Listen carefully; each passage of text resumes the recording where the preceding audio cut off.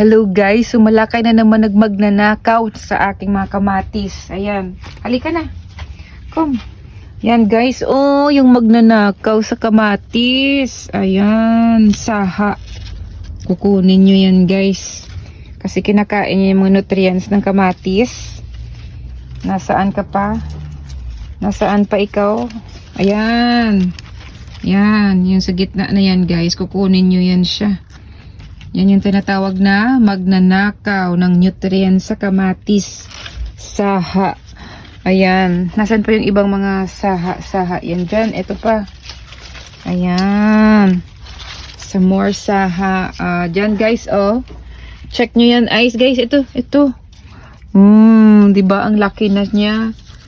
Namumula na siya, guys. Last time nag live harvest ako, orange pa yan siya. So ngayon, pulang-pula na.